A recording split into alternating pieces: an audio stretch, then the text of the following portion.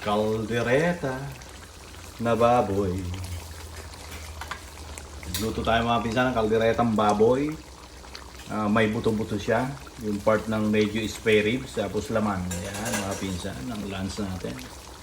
Ulam sa pananghalian. Ayan. Ngayon, tawag dito, ilagay na natin itong bell pepper mga pinsan. Pinakuluan natin ng pinakuluan yung baboy para lumambot yung basta malambot siya mga pinsan, kailangan malambot. So unahin natin tong meron rin siyang liver spread, tomato sauce, everything mga pinsan. So yan, timplado na. Medyo siguro kumukulo ito ng isang oras. Yan. Yung green peas natin, lagay natin. And then of course the bell pepper mga pinsan. Yan. Medyo halo-halo muna lang konti. Medyo parang ang buhay natin yan, parang ganyan lang din mga pinsan, makulay. Yan.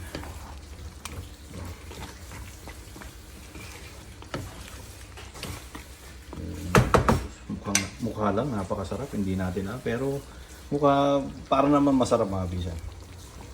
Tikman natin mamaya. And then pakasan natin ng konti ang apoy na kasi nakakagutom na mga pinsan. Tingin pa lang, nakakagutom na. Yung natin, yung patatas natin mga pinsan, tsaka yung carrots yan, prinito na natin kanina para ang timano luto na din. So, yan, lagay na natin. Yan. Shit. Oh shit mga pinsan. Yung isa, come on, go. Kulit naman ng isang patatas na yun. Ayan. Ayan, so, halo-halo lang. Halo-halo. Ayan, medyo makulay na siya mga pinsan.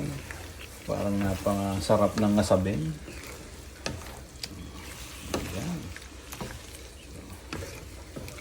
In a few minutes more mga pinsan, pwede to serve. And ready to eat. Ayan, mga pinsan.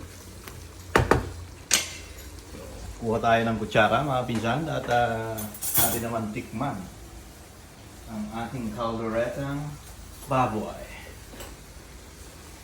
Kaldereta na baboy. Tikman natin.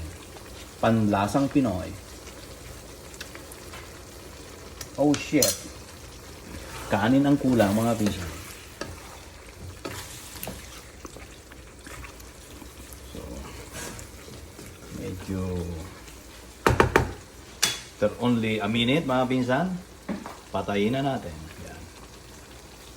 Ang sarap tignan mga pinsan, para talagang nakakagutom pag mga ganitong ulam ang niluluto natin. Kanin na ang tingin ko sa harapan. Yung halo pa isang beses. Yan.